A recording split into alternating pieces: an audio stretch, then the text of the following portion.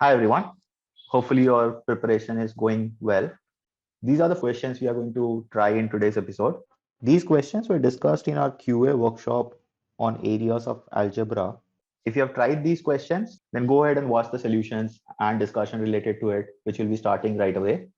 And if you have not tried it, we'll recommend you to try it once before you watch the solutions. Before we start today's discussion, let me take a moment to introduce some fascinating courses at Mathoratory. Simply visit our website and check the plethora of options that we provide for CAT, GMAT, and other aptitude test preparation. Very recently, we have launched our live workshops for CAT and OMITS, which will be conducted every Sunday from 25th of April 2021. Every area of testing will be dealt in these live sessions. It will also include strategy sessions and special workshops on top MBA entrance tests for Indian B schools. In each of the workshops, we will provide live tests as well as live analysis of those tests for the specific topic which is being discussed in that workshop. Instead of purchasing the entire bundle, initially we are offering the option to register yourself for a single workshop. Just visit the workshops page under our courses and scroll down to get the option to register for the very next workshop that is going to be conducted. Let's now continue with today's video and have an enjoyable preparation ahead. It says the roots of the equation, this x square, just one second, x square plus px plus q equal to 0. The roots of these are at a difference of 1, right? So if I consider the roots to be alpha, beta, so it says alpha minus beta is equal to 1, whichever be bigger or smaller, I don't care. But what we are addition, see, if you look at the options, we are comparing, we are trying to form a relationship between P and Q, right? So try to get that alpha plus beta and alpha minus beta because they will be in the form in terms of P and Q, right? So alpha plus beta minus B by A, so that is minus P in this case, and alpha beta is C by A, so which is Q.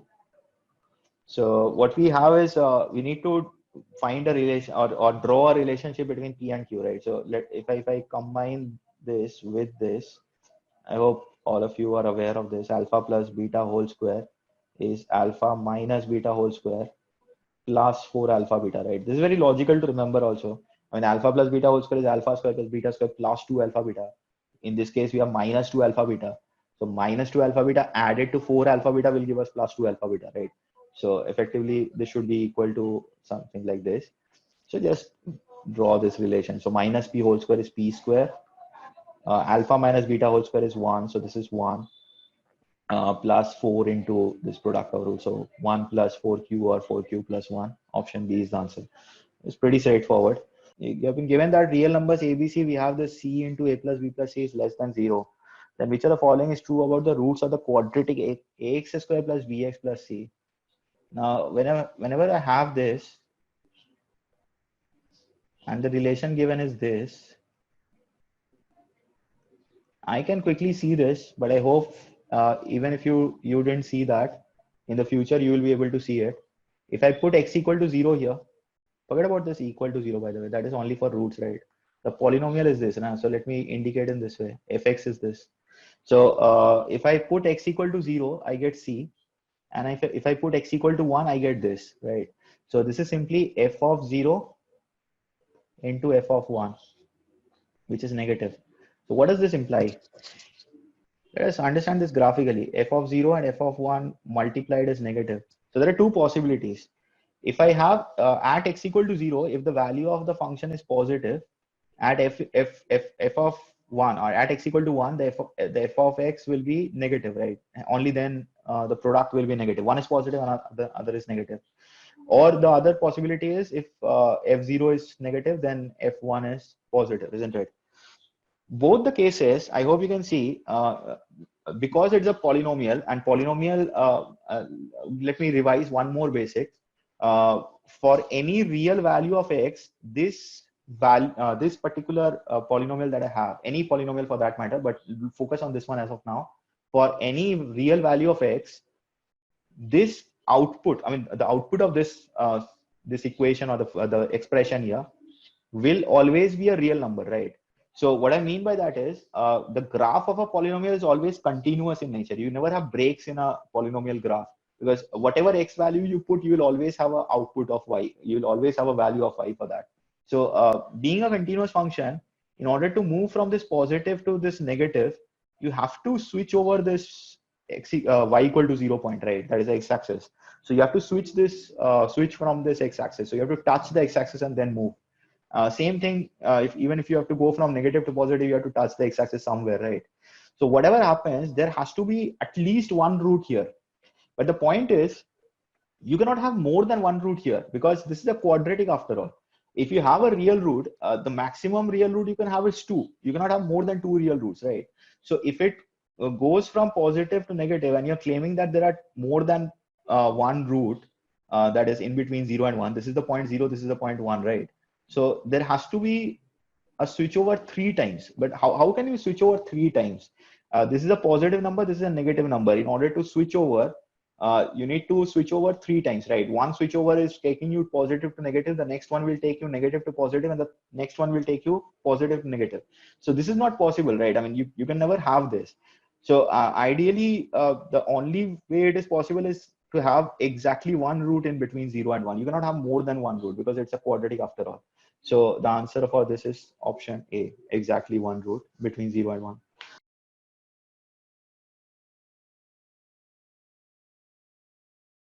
So the question says that if the roots of this quadratic are less than 3.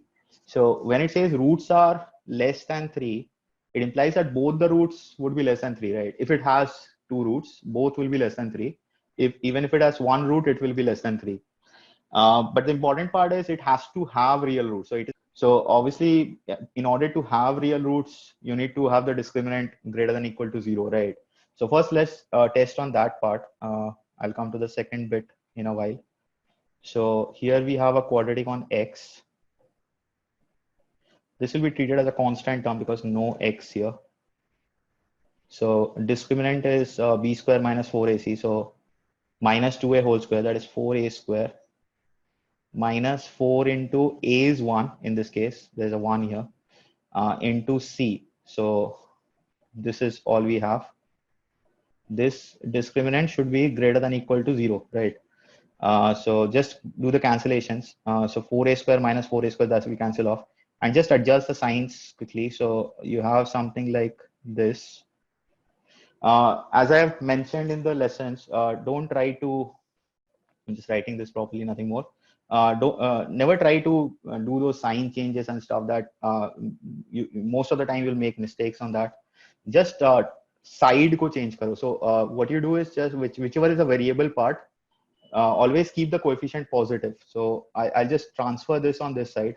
So automatically everything balances out. So you have something like 4a, it goes to the left, right hand side, which is the less than side. So 4a is less than equal to 12, which essentially it gives us a less than equal to 3. So this is what we are getting in order to have the roots to be real. So this is the condition, right? But this is not the only condition. The question says that the roots have to be less than 3, right? So what I'm going to do is I'm going to take this part off, and I'm going to keep this condition once. And let's again focus on our quadratic.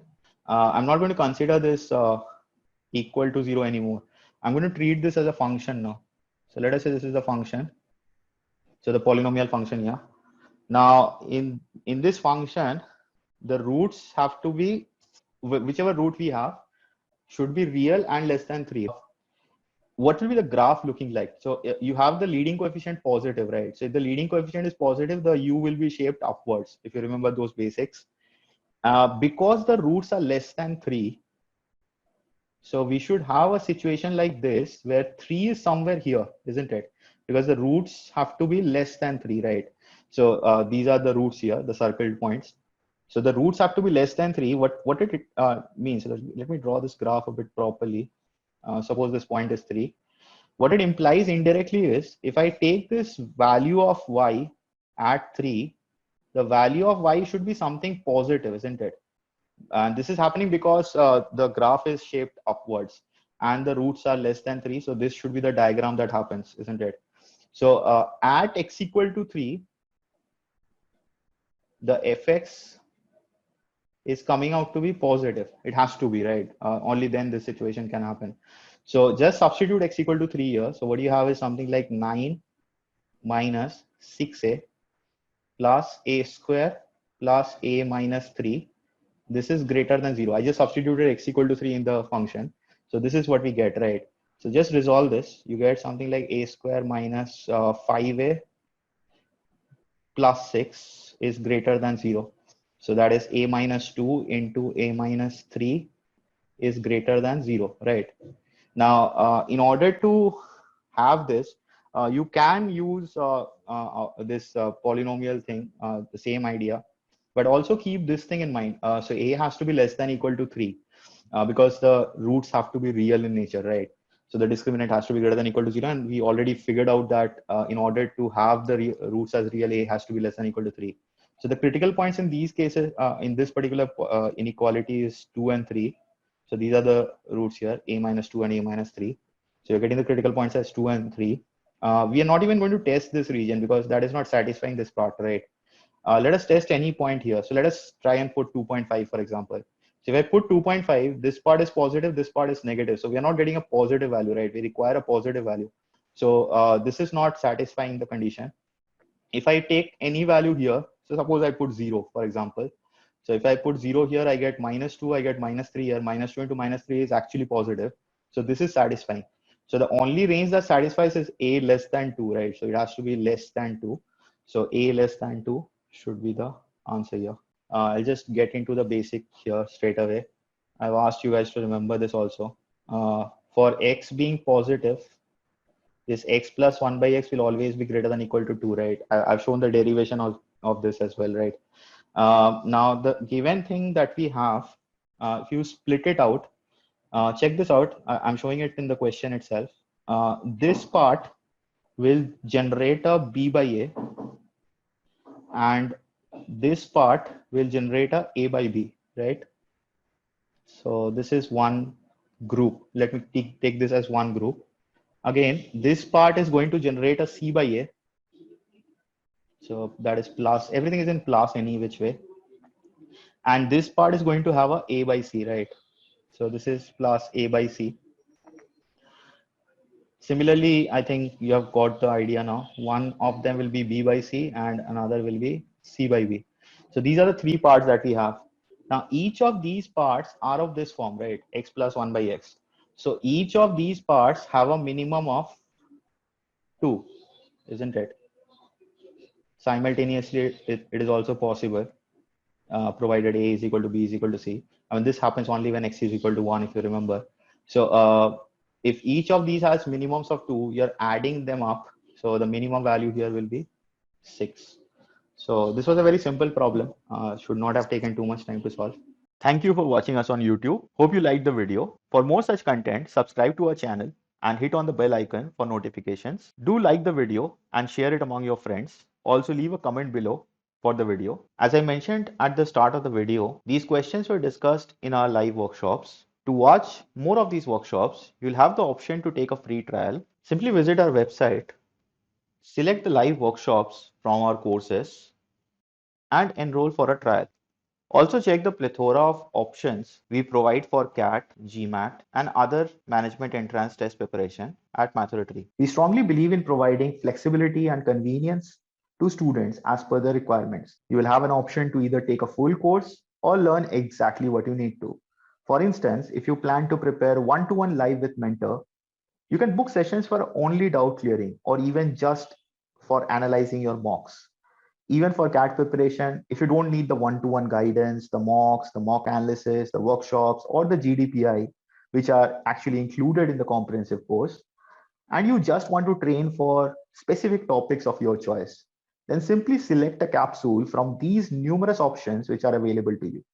It will cover everything from basics to all variations and applications of the topic under study. Take a trial or book a demo with us and select the course which best suits your needs. Thank you for joining in and have a pleasant preparation ahead.